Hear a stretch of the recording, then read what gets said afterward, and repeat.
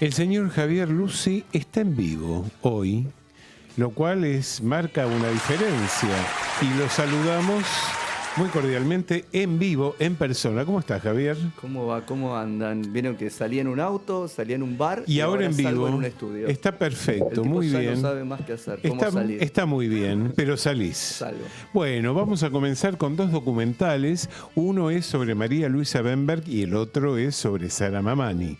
Y justamente, a ver, hay algo que tienen estos dos documentales que tiene que ver con la incorporación de los directores frente a cámara. Exactamente, ¿No? es cierto, es algo, una línea común sí, que los define. Que me parece que, a ver, que en uno tiene que ver con la no intencionalidad, uno no le ve eso, sino que tiene que ver con cómo entender el cine, digo, en el de Sara Mamani claramente, cuando aparece tanto la directora como Miguel Mirra, que es guionista además, no sé si además productor o coproductor de la película, sí. En esas apariciones que tienen delante de cámara, me parece que no hay una idea cabal de por qué estarían saliendo. En ese caso, me parece que el documental es más que interesante porque visibiliza la voz de una mujer cantante folclórica que por ahí no tiene tanta presencia conocida, por lo menos en Buenos Aires, para los porteños, ¿no? Que siempre creemos que decimos Argentina y estamos diciendo Buenos Aires. Es una mujer más de bajo perfil, es cierto. Sí, entonces sí. Me parece que desde ese lugar es más que interesante, sobre todo los lugares que vos rescataste en la entrevista, claramente, ¿no? Donde la cámara parece que se olvidan, o ellos por lo menos se olvidan que está la cámara, no hablan frente a la cámara, no dan testimonios de ahí porque es la voz de Sara la que liga y cuenta su historia de alguna manera, pero en esos casos me parece que la naturalidad de hay algo de espontaneísmo, de cosas que uno pareciera que está introduciéndose en ese mundo como un ajeno y tiene la posibilidad de ver qué cosas suceden en ese carnaval y en esa intimidad. Desde ese lugar me parece que es lo más interesante del documental. En el otro caso, el documental de Alejandro Mazzi sobre María Luisa Bemberg, que también obviamente es un documental hiper necesario para ver cómo una mujer tan de avanzada, incomprendida en su tiempo, discutiendo con cosas que no se discutían claramente en los 80, no se discutía el feminismo de la manera en la que vemos las entrevistas y el material y esos audios inéditos de María Luisa Bemberg que también son el hilo que da continuidad al documental. Está hablando de cosas que pareciera que están hablando hoy, que se está hablando hoy, sin duda. Con una postura que además revela las contradicciones propias y los cruces que ha tenido que padecer María Luisa Bemberg por su edad, porque entró muy tarde al mundo del cine, podríamos decir, por su cuestión de clase también, obviamente. Era una señora bien, que está haciendo, que está filmando, que es un caprichito, este tipo de cosas, más ser una mujer que pensaba el feminismo también. Digo, todos esos cruces evidentemente se cuentan en su propia voz, se muestran esas contradicciones y se ve una manera de pensar el cine y pensar el lugar de la mujer muy fuerte, que quedan sus películas para ver. Pero acá retomo y hago la idea. El legado de Alejandro Mazzi, claramente, él poniéndose en ese lugar de ser quien lleva la batuta de manejar ese recuerdo, se nota muy evidente. Él terminó esa película El Impostor, que era la última película que iba a hacer María Luisa Bemberg y no pudo terminar. Digamos que ahí hay una realidad, pero eso de ponerse delante de cámaras y la manera en que se pone delante de cámaras y cómo testimonia también, me parece que ahí hay algo que, al contrario de los otros, de la otra directora, me parece que acá sí hay algo que me hace ruido a veces con una cuestión, podríamos decir, de ego, entre grandes comillas. Es, ¿no? Como diciéndolo en otras palabras, hay mucho Alejandro Mazzi en ese documental y hay poco de muchas ausencias que se notan de figuras importantes que participaron del mundo cinematográfico de esta directora. Sí, ¿no? Igual hay muchos, digamos, sí, las ausentes sí. son Graciela Dufo y Lucina Brando, por decir dos nombres, sí, pero también están los otros nombres. Lita Stantic, que fue como la productora de sus películas, está Susu, digo, hay mucho testimonio, pero acá la cuestión de Alejandro Mazzi delante de cámaras es la que me termina de hacer un poquitito de ruido. Ok, vamos a Las Rojas, la película de Matías Lucchesi con Mercedes Morán y Natalia Oreiro. Dos mujeres en un lugar inhóspito, una especie de western, podríamos decir, argentino. La precordillera, Mendoza, dos mujeres, una paleontóloga con un descubrimiento que la ubica en un lugar más que interesante, apoyada por organizaciones de afuera y demás, para seguir sosteniendo ese descubrimiento que se da con cuentagotas y que implica un montón de tiempo, y una revisora de cuentas para tratar de ver qué es lo que pasa. Una es Mercedes Morán, la que llega, que también tiene estudios, pero es más una oficinista, más de escritorio, es Natalia Oreiro. Y por ahí Diego Velázquez en un papel también, que es una especie de tercero en discordia, y no vamos a decir mucho más que esto. El paisaje se vuelve un personaje que además construye a los otros personajes de alguna manera, algo que también vimos en las películas anteriores de Ciencias Naturales y El Pampero de Matías Lucchesi. Me parece que es muy interesante, y otra vez el cine argentino, el fantástico irrumpe en el cine argentino, lo venimos diciendo, y vuelve a encontrarse en esta película. La verdad, es muy buenas actuaciones de los tres, de todos en general, también del resto del equipo. Gran fotografía, me parece que una película muy interesante también para pensar el cine argentino, de que va para el lado comercial o con nombres que pueden arrastrar justamente público, antes ¿no? de pasar a la película siguiente, te quería hacer un pequeño comentario, que creo que este es el tipo de película independiente y de productora chica, que no es precisamente las películas de elección de esta saliente conducción del Inca, que nos veríamos privados de ver, de continuar la política que intentaban establecer, ¿no? Sí, claramente me parece que ahí son estas películas en las que podés entender que entre un Tal público hay aventura, hay western, hay género, pero también hay cine de autor. Y es una producción bastante acotada por lo que se puede ver y muy bien resuelta. Sí, totalmente. Bueno, pasamos a una película sobre la cual no tenemos la certeza de que no haya tenido su lanzamiento anterior, pero bueno, lo cierto es que integra la programación del Gomón desde este jueves. La película es Miserere.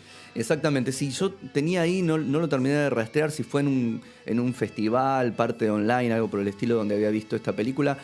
Ahora llega a las salas. Miserere, un documental muy interesante también. Uno podría pensar en el recorrido de la prostitución masculina, que de hecho de Néstor Perlonger, el libro que editó y que escribió Perlonger, es parte de su tesis de doctorado, si no me equivoco, donde lo que vemos es eso, un día en la vida de varios chicos que están en la calle trabajando, pero también en su cotidianeidad de cuidar a alguna hija, de verse en esta cuestión de la marginalidad, de estar en situación de calle, la soledad también, la elección de eso como un estilo de vida, escaparse de su familia para estar ejerciendo la prostitución y trabajando de eso.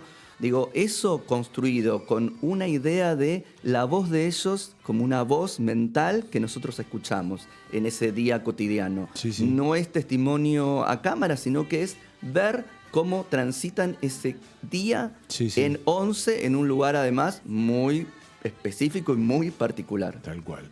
Bueno, perdón, confirmado en el Festival Construir Cine 2020, Miserere, en largometraje nacional como documental. Ah, perfecto. Muchas o sea que gracias. tuvo su avant premier en un festival y no tuvo su estreno comercial. Perfecto, gracias Diego por la confirmación. Nos quedan dos: Animales Fantásticos, Los Secretos de Dumbledore, el gran tanque de esta semana, y la última. A ver, vamos con Animales Fantásticos. Dale. A ver, esta idea de la precuela de Harry Potter, la construcción, pero por fuera de los libros, de J.K. Rowling, que se mete en el guión, construye sin que tenga un basamento en los libros, pero sí una idea de personajes que ya conocíamos, pero ahora los vemos antes de llegar a ser lo que fueron en la saga de Harry Potter. Tercera película, donde de alguna manera se terminan de unir los lazos que se venían pergeñando en la 1 y en la 2.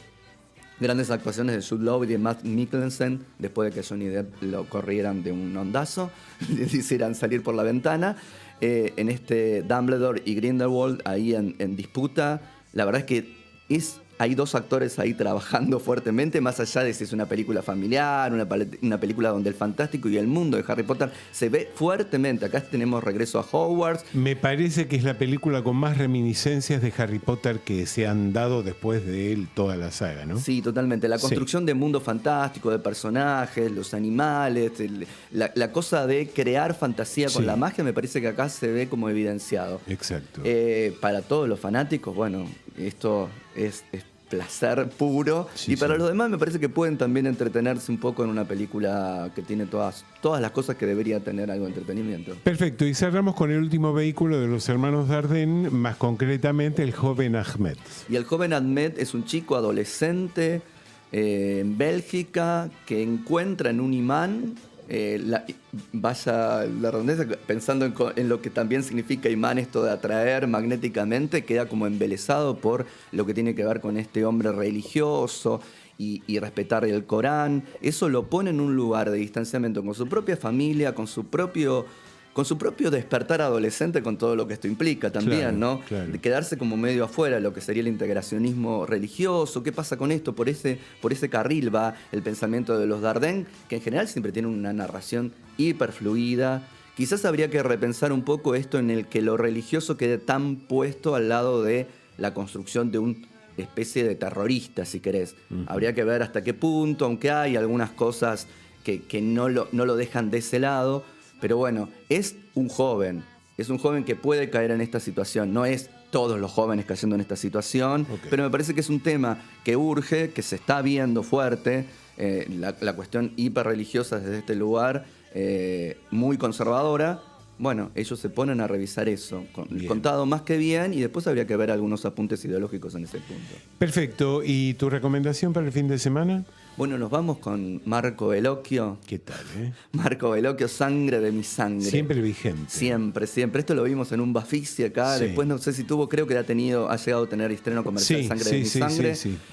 Dos historias, una especie de díptico, una joven monja acusada de bruja y su vínculo con un joven sacerdote también en siglos pasados. Y después ese lugar que se convirtió en una especie de convento, en una prisión, y hay un conde que tiene que venderlo, un multimillonario que quiere comprar eso, un conde que atraviesa los años, parece. Okay. Esto maravillosamente mucho mejor puesto en cine que como lo estoy contando yo. Se puede ver Sangre de mi sangre de Marco Bellocchio en Cubit. Perfecto, Javier, muy completo todo. Muchas gracias. Y hasta el sábado que viene. Vaya uno a saber desde dónde, ¿no? Veremos cuál es el lugar que elijo. Perfecto, buen fin de semana. Igualmente. Gracias. La palabra de Javier Lucy, crítico de cine y periodista cultural. Y nos vamos con la respuesta correcta a la consigna de hoy. Queríamos saber el nombre, el título de la película de María Luisa Bemberg del año 1982. Y las opciones eran: primero, Mujer de Nadie; segundo, Señora de Nadie; tercero, Amiga de Nadie. Les comento que estuvo bastante peleado en las redes la respuesta correcta, dado que se prestaba a confusión, pero hubo desde ya aciertos y ha resultado ganadora de esta respuesta, que es Señora de Nadie, el título de la película María Luisa Bemberg del año 1982, y se ganó un pase a la comunidad cinéfila para la película de su interés, Angie Elías. Así que felicitaciones, Angie. Ya nos pondremos en contacto contigo para darte la opción de la elección de la película de tu interés. Nos vamos. Esto fue por hoy, Cinefilia. Hicimos este programa Diego González en la operación técnica, gracias Diego. Romina García en la asistencia de producción, gracias Romina. Y en las redes, Connie Nava, gracias Connie. Nos vemos el sábado que viene. Que pasen muy buen fin de semana, felices Pascuas y hasta el sábado que viene. Chao.